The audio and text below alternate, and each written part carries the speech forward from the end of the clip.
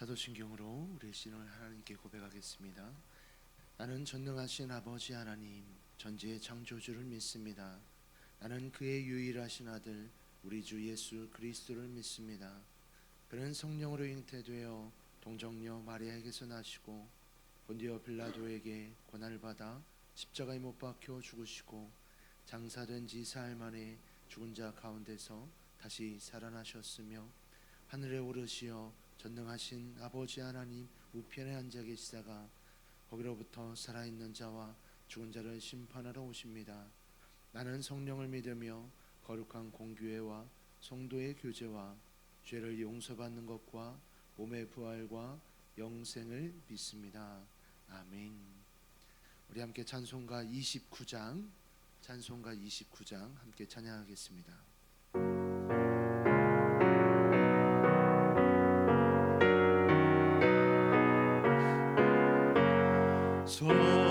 성도여 함께 할렐루야 주 찬양하여라 할렐루야 주 보좌 앞에서 택하신 은혜를 다 찬송하여라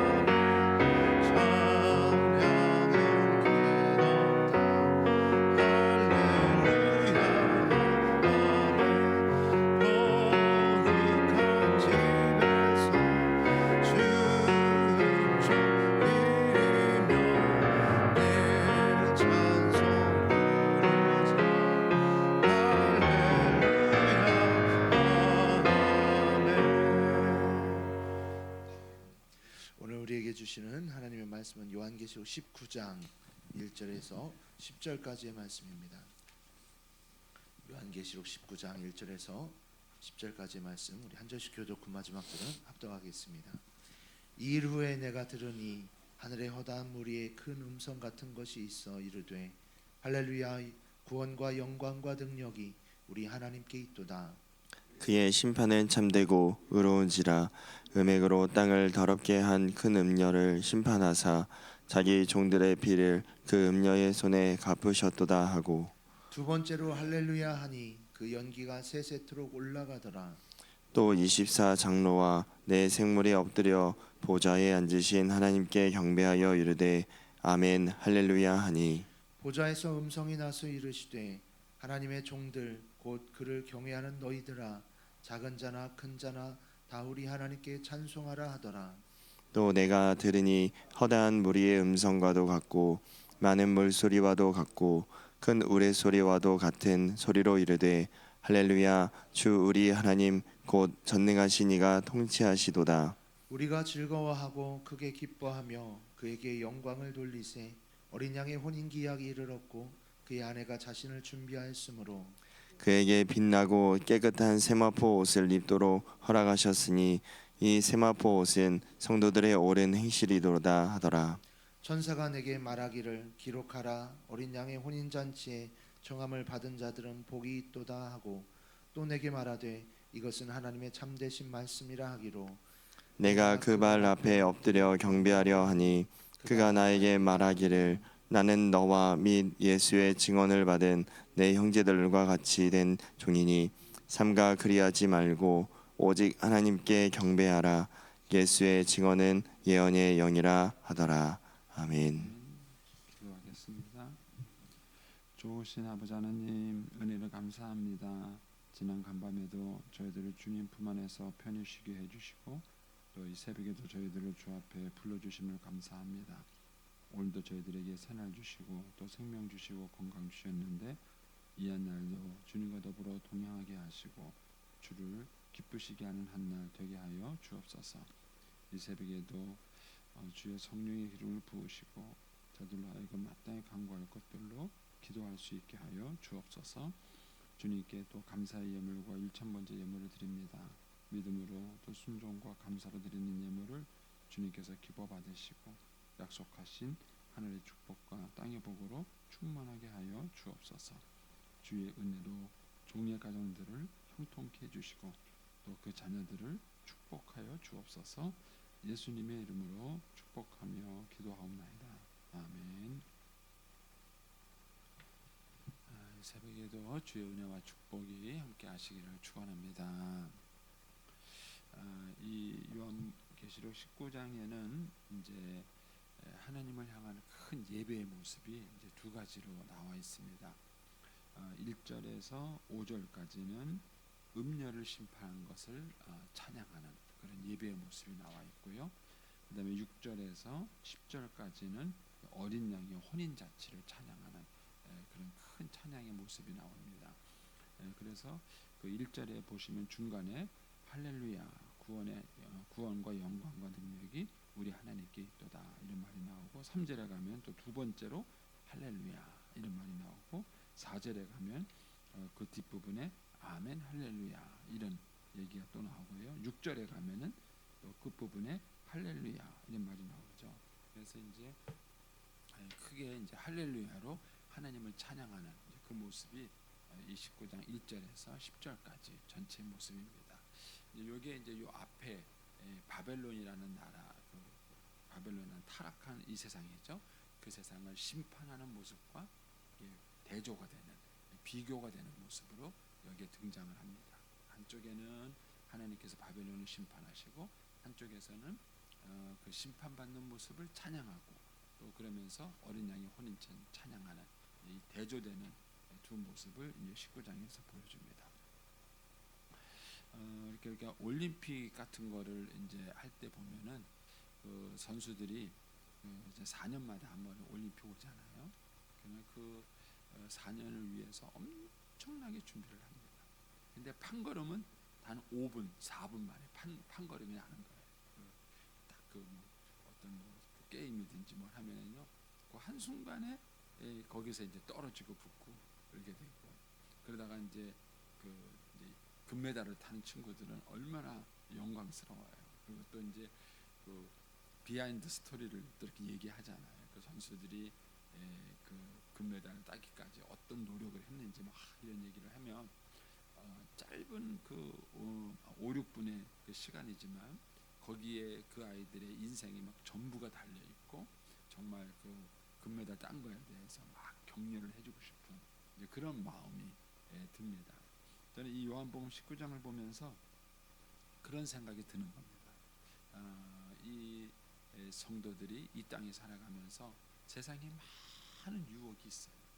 여기서 보면 이제 여기 2절에 한번 보시면 그의 심판은 참되고 의로우시도다. 음행으로 땅을 더럽게 하는 큰 음녀. 그러니까 이제 음행, 큰 음녀, 더럽게 했다. 이런 이제 표현들이 나오는 것처럼 그 세상은 엄청난 그 권력과 향락과 그런 이제 부귀영화와 이제 그런 것들로 끊임없이 우리 신자들을 유혹하죠. 그런데 그 속에서 그런 것들로부터 유혹받지 않고 자기를 지켜낸 정말 어려운 싸움을 평생을 해온 것이죠. 그 사람들이 지금 이 19장에서 이제 하나님께 인정을 받고 칭찬을 받는 이제 그런 모습이에요. 이 모습 속에서 이제 하나님을 찬양하는 그런 모습이 있죠. 마치 그 올림픽 선수가 금메달을 따는 듯한 이제 그런 이제 모습을 여기서 이제 저는 보면서 이제 느끼게 됩니다. 거기 한번 이제 좀 더 구체적으로 보겠습니다. 이제 1절에 보시면 이 일 후에 이 일은 앞에 18장까지 얘기죠. 바벨론을 하나님께서 순식간에 우리가 어제 봤던 것처럼 한순간에 갑자기 정말 일장 춘몽처럼 하나님이 이 세상을 확 심판하는 날이 있습니다.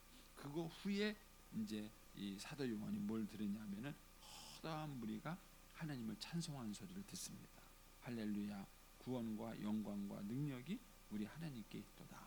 그러면서 2절에 우리말의 성경에는 생략되어 있는데 거기 왜냐하면이라는 말이 들어갑니다. 오티라는 말이 있는데 호티라는 말이 있는데 왜냐하면이라는 말이 들어가요. 왜냐하면 하나님의 심판은 참되고 의롭기 때문입니다. 이 세상의 심판은 불의하잖아요. 그래서 저는 이제 요즘 우리나라를 보면은 법을 공부한 사람, 법을 만드는 사람, 법을 시행하는 사람 다 뭐라 그러냐면 억울하대요. 도대체 뭐 하겠다는 건지 모르겠어요. 그러고 난 다음에 누구 보고 법을 지키라는지 모르겠어요. 예? 만든 사람이나 집행하는 사람이나 판단하는 사람이 다 결정이 자기한테 불리하게 나오면은 무조건 다 억울하다는 거예요. 다 잘못했다는 거예요. 예. 그런데 하나님의 심판은 의로운 거예요. 그 앞에서는 누구도 이 심판이 불의하다, 잘못됐다 이렇게 말할 수 없어요. 왜냐하면은 하나님이 그 모든 것을 밝게 드러냈어요. 숨길 수 없습니다.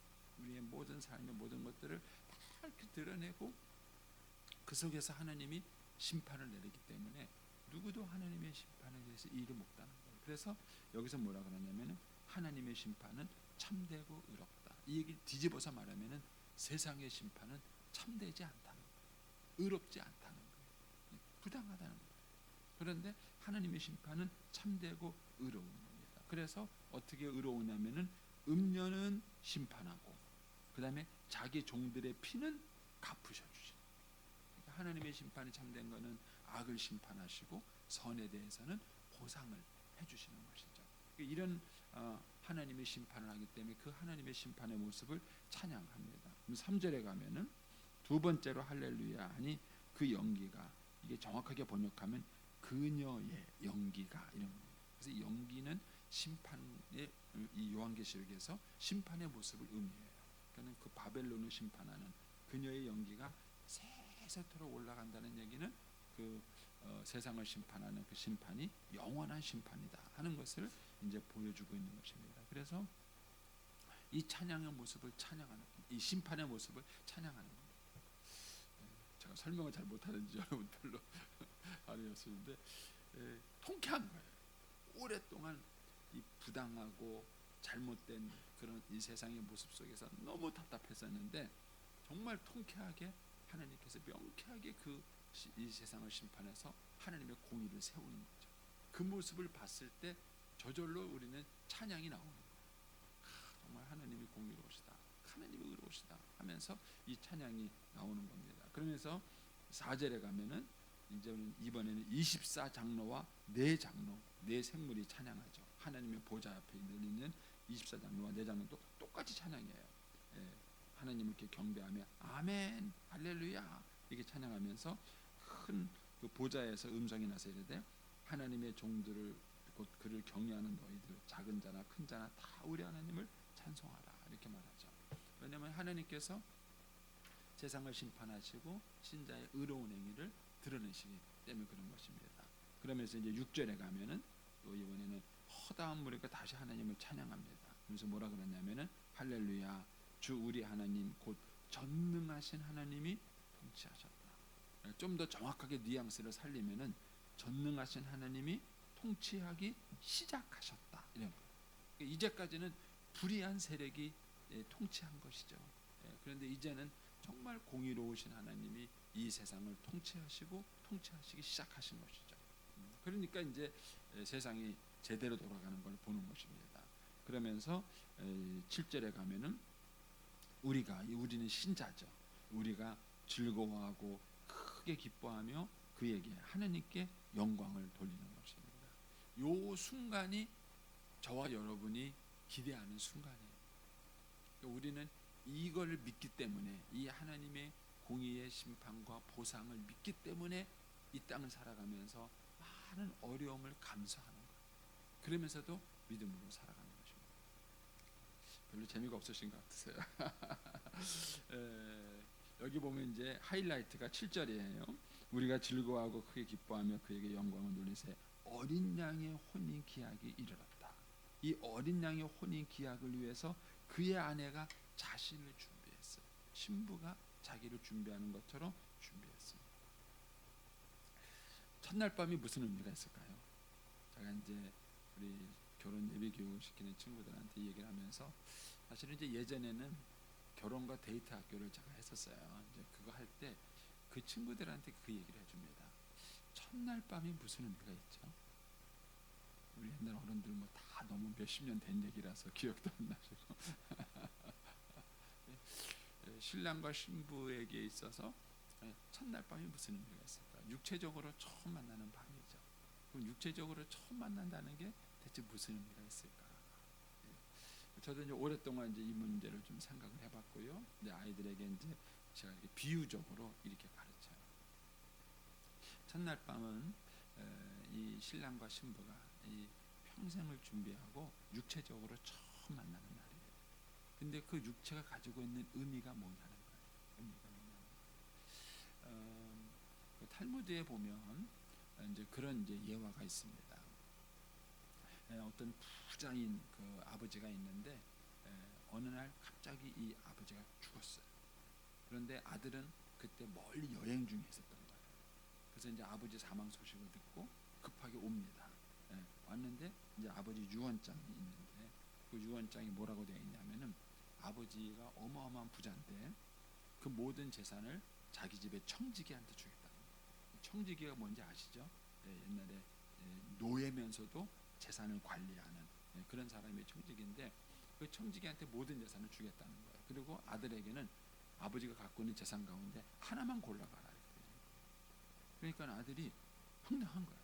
아버지가 어마어마한 재산가인데 그걸 다 청지기한테 주고 자기한테 하나만 준다는 게 이해가 안 되는 거예요. 그래서 이제 랍비를 찾아갑니다. 유대인들의 스승이죠. 랍비를 찾아가서 그 문제를 상의하니까 그 랍비가 그런 거예요. 자네 아버지는 참 지혜롭다. 자네가 멀리 떠나 있는 사이인데 만약에 이 재산을 너에게 물려준다 그러면 네가 돌아오는 동안에 이 청지기가 재산을 빼돌려서 가요. 그런데 아버지는 이 재산을 다 너한테 물려주기 위해서 청지기한테 준 거예요. 그럼 청지기는 자기 거니까 재산 관리를 잘한 거죠. 잘합니다. 그러면 이 아들은 와서 뭘 고르면 돼요? 청지기를 고르면 돼요. 청지기가 아버지 재산 중에 하나니까 청지기만 고르면 나머지 모든 것은 자기께 되는 거예요. 탈무드라는 책에 나오는 이야기인데 결혼해서 최고의 선물은 뭡니까? 아파트입니까? 그러면요 몇 킬로짜리 다이아 반지입니까? 결혼해서 최고의 선물이 뭐? 결혼해서 그 최고의 선물은 뭐냐면 너예요. 너. 신랑 너, 신부 너예요. 이 결혼해서의 최고의 선물. 그런데 그 최고의 선물이 어디 있느냐면은 내 몸 안에. 아내가 떠나고 나니까 아무것도 없어요. 왜냐하면 육체가 사라진 것이 아무것도 없어요. 육체 속에 뭐가 담겨져 있는가를 알아요. 하나님께서는 이 육체에 영혼을 담았어요. 그래서 첫날 밤은 이런 의미가 있는 거예요. 만약에 이제 30살에 결혼했다 그러면은 이 첫날 밤이라는 건 이런 의미가 있는 거예요. 내가 지난 30년 동안 내 미래의 남편, 내 미래의 아내를 위해서 그 누군지 모르지만 그 사람을 만날 걸 기대하면서 내 인격, 내 영성, 내 실력, 내 성품, 내 모든 걸 다듬어. 그리고 그것이 어디 있느냐면 이 몸 안에. 이 몸 안에. 그리고 내가 오늘 드디어 그 30년 동안 기다린 사람을 만난 거예요. 그리고 30년 동안 기다려서 만난 그 사람에게 내가 30년을 준비한 것을 선물로 주는 그 첫날. 저희 둘째 딸이 이제 그 결혼할 때 서울에 있는 그 교회에 우리 사위가 먼저 이제 부임해 있었고 그 다음에 이제 우리 둘째 딸이 결혼해서 거기 집에 들어가게 된 거예요. 그러니까 이제 살림살이를 요즘 애들은 택배로 다 주문해요. 택배로 뭐 웬만한 거 사서 준비하면 다 가는 거예요. 근데 우리 사위가 최대의 단점이 있는데 못 참습니다. 궁금한 거 못 참아. 그래가지고 이 택배 상자가 왔으면 궁금한 거 뜯어보고 싶은 거 이게 궁금하니까 근데 우리 누리가 뭐냐면 절대 뜯지 마. 자기 살림이니까 자기가 먼저 뜯어보고 싶은 거예요. 그런데 어떤 거는 못 참고 사위가 도착하자마자 뜯어본 거예요. 그러면 기분 나쁘대요. 기분 나쁘대요. 왜 먼저 자기 걸 먼저 뜯어봤냐는 거예요. 제가 이제 아이들에게 그 얘기합니다. 순결이 중요한 이유가 바로 그거예요. 내가 선물을 받았는데 벌써 뜯어져 있어. 선물이 뜯어져 있고 포장이 깨져 있어. 근데 행복하냐? 행복하냐? 요즘 아이들은 그것이 얼마나 중요한지를 잘 모르겠어요. 순결의 중요성을 너무 과소평가합니다. 그래서 첫날 밤의 행복이 무너지는 거예요. 그까짓 것 그렇게 생각해요. 뭐 그까짓 것 뭐 중요합니까? 그렇지 않습니다. 그 기쁨 때문에 평생도 살아요. 그런데 그 감격스러운 그 기쁨을 요즘 사람들이 자꾸 소모시키는 거예요. 근데 인생은요, 기쁨이 크면 클수록 행복합니다. 사람들이 왜 술 먹을까요? 왜 마약 먹을까요? 행복하지 않아서. 저는 이제 제 술 친구, 죄송합니다. 제가 술 먹는 제 옛날 어렸을 때 친구들이에요. 술 먹는 친구들이 있거든요. 만나면은 저한테 그래, 야 성래야, 너는 술도 안 먹고 무슨 재미로 사냐? 그래요. 그래서 야, 나는 술 안 먹고도 재밌다. 넌 네가 내 인생 보면은 재미없어 보이냐? 내가 재미없어 보이냐? 그러니까 안 그런 거. 술 안 먹어도 재밌어요. 왜 술 먹는지 모르겠어요. 네. 행복해요. 즐겁습니다. 여러분, 예수 믿는 사람이 기쁨과 행복이 없으면요, 세상 유혹을 이길 수가 없어요. 그걸 어떻게 이기실 거예요? 그리고 운동선수들이 왜 4년을 참습니까? 어떤 선수는요, 올림픽에 한번 떨어져 가지고요 8년을 기다리는 거예요. 8년. 그 8년 만에 그 금메달을 땄습니다. 그러면은 8년 동안 걔들이 왜 고생을 해요? 금메달의 기쁨을 알기 때문에. 그게 딱 그거 성취해서 그걸 얻었을 때 얻어지는 그 기쁨을 알기 때문에 8년의 고통이 아무것도 아니라고 생각합니다. 그러면 신자에게는 그런 기쁨이 있어요. 그래서 신자가 기쁨을 잃어버린 것은 신앙을 잃어버리는 것과 똑같아요. 그래서 예수 믿는다는 것은 정말 기쁘고 행복한 것이 가슴에 차는 거예요. 그 기쁨 때문에 사는 거예요.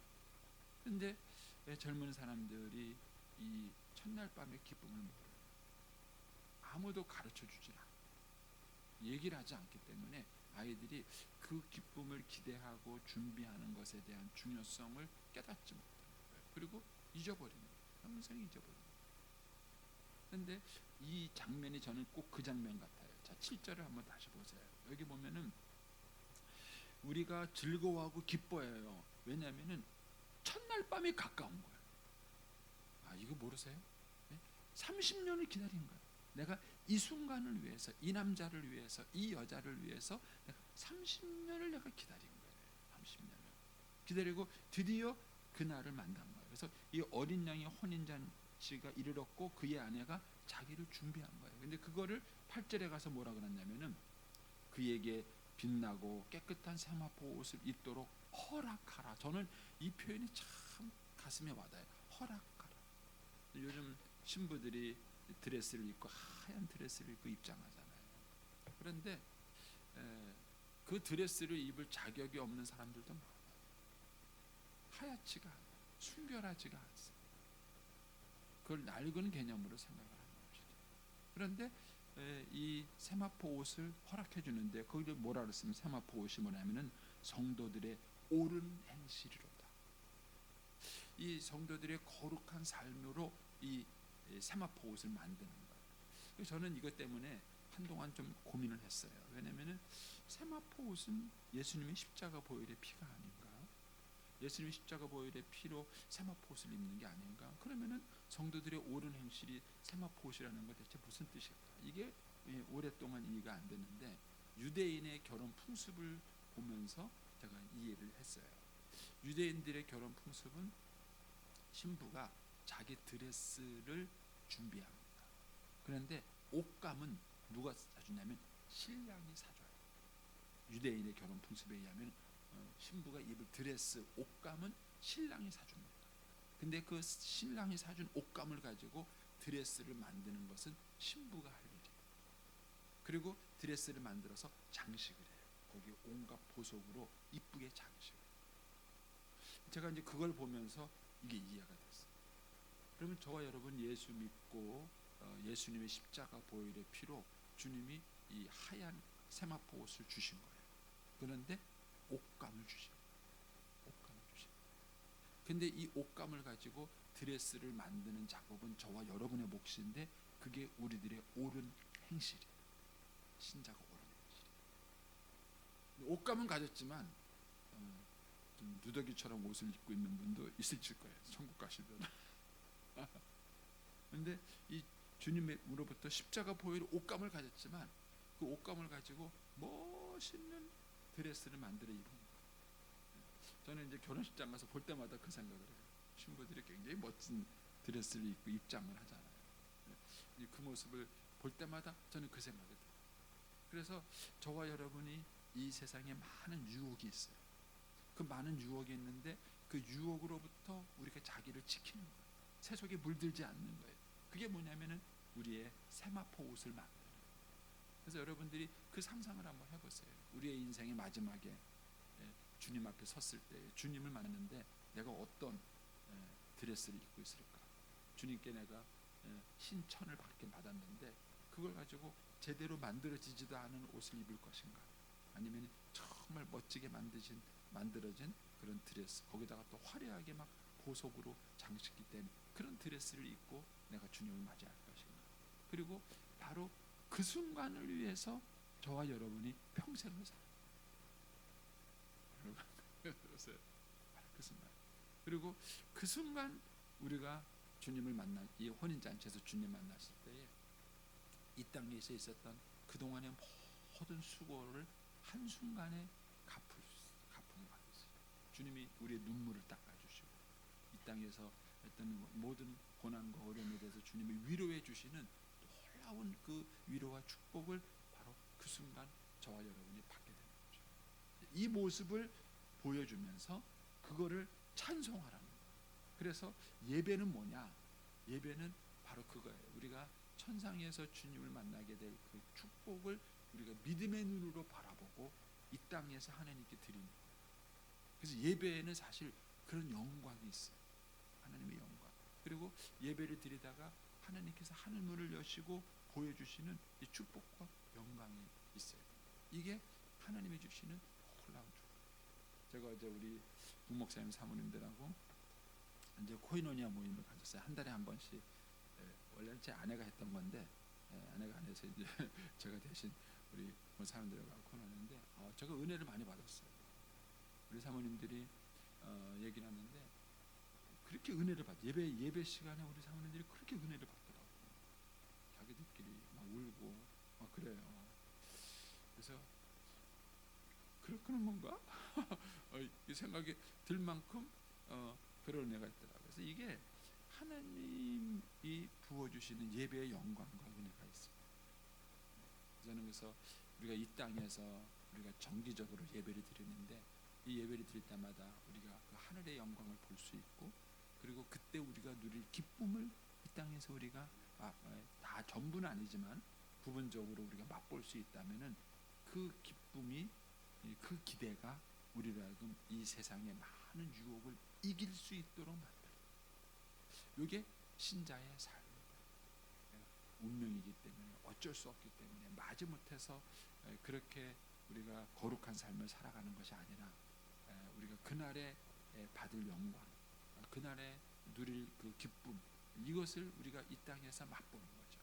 그리고 그 기대와 기쁨을 가지고 우리가 이 신앙생활을 해나가는 것입니다. 그래서 이제 9절에 가면 8절까지가 이제 그런 것을 들려준 거예요. 예배의 영광, 할렐루야 찬송 소리를 들려준 겁니다. 그리고는 9절에 가서 뭐라 그러냐면 천사가 내게 사도 요한에게 말하기를 기록하라. 이 멋진 장면을 기록하라. 어린 양의 혼인 잔치에 청함을 받은 자들은 복이 있다. 이게 감동이 드세요. 이게 벅찬 감격으로 와야 돼요. 어린 양의 혼인 잔치에 복이 있다. 결혼식 때 갈 때마다 그걸 좀 느껴보세요. 그 많은 축하객들이 오잖아요. 그 축하객들이 와서 그 신랑 신부의 결혼을 축하해 주는데 그 신랑 신부의 결혼의 하이라이트가 뭐예요? 신부 입장 아니에요. 신부 입장. 아름다운 신부가 입장하는 그 모습을 보면서 여러분 한번 상상을 한번 해보십시오. 저와 여러분이 이 땅의 모든 수고를 마치고 하나님 앞에 딱 섰을 때에 청함받은 자들이 누리는 복, 이거를 기록하라는 거예요. 그래서 뭐라 그러냐면은 이것은 하나님의 참된 말씀이다. 이 멋진 장면을 기록. 그러니까 이 말을 듣고는 사도 요한이 내가 그 발 앞에, 그 천사의 발 앞에 너무 이 소리를 듣고 이 말을 들었을 때 이 모든 것들이 너무 벅찬 감격으로 이 사도 요한에게 다가온 거예요. 그러니까는 벌떡 일어나서 경배를 하려고 합니다. 그러니까 천사가 나한테 하지 마라. 나는 너와 똑같은 하나님의 종이다. 그리고 오직 하나님만 경배해라. 예수만 증언해라. 이 얘기가 나오는 것이죠. 그래서 저와 여러분이 이런 예배의 영광, 기쁨, 감격, 그 은혜가 늘 충만할 수 있으면 좋겠습니다. 그래서 우리의 신앙생활이 마지못해서가 아니라 뭐 무거운 짐이 아니라 어쩔 수 없는 것이 아니라 이 하나님에 대한 기대, 감격, 소망, 이 기쁨을 가지고 오늘을 사는. 저는 이제 이런 부분을 볼 때마다 어렸을 때 두 가지 설교가 생각이 나요. 우리 부흥사 선배 목사님들이 했던 얘기 중에 하나가 그 여자가 시집 와가지고 막 시집살이 막 그렇게 살아. 너무너무 힘들어가지고 맨날 울고 그렇게 시집 사는데 밤에 잘 때 남편이 손을 꼭 잡아준대요. 거기에 이제 막 위로를 받아가지고 그 하루 종일 그 시집 살았던 마음이 싹 녹는데요. 저는 이렇게 재미없게 얘기하는데 그분들은 정말 되게 재미있게 얘기해요. 그게 어렸을 때 들었던 설교 중에서 기억이 났고요. 또 한 가지는 뭐냐면은 옛날에 중동으로 일하러 간 그 일이 우리나라에 많이 있었잖아요. 예. 그때 남편이 일하러 간 동안에 바람핀 여자도 있고 일하러 간 동안에 가정을 지킨 여자도 있어요. 근데 이제 그걸 또 재밌게 스토리를 얘기하시는 거예요. 남편이 중동에 가고 남아있는 모든 시댁 식구는 다 자기 자제가 돼가지고 며느리가 막 시댁 식구도 모시고 일도 하면서 얼마나 힘든 얘기를 막 해요. 그러다가 남편한테 편지가 온다는 거예요. 여보 조금만 참어, 우리가 잘하면 막 그 남편의 편지에 또 막 눈물을 흘리고 위로를 받고 막 그 시집살이의 어려움을 또 막 견뎌내고 이걸 얼마나 재밌게 얘기하시지 몰라요. 막 얘기하시다가 드디어 남편이 귀국을 했어요. 귀국해서 막 공항에서 그 남편을 막 만나고 끌어안고 남편이 고생했다고 말하고 막 그 장면을 얼마나 재밌게 얘기하시는지 어렸을 때 제가 이제 그 설교를 들으면서도 그런 어떤 기대와 공감이 있었다는 생각이 듭니다. 이 장면이 지금 그런 걸 연출하고 있습니다. 멋진 장면을 연출하는데 저와 여러분이 오늘도 이 기쁨으로 승리할 수 있게 되기를 축복합니다. 기도하겠습니다.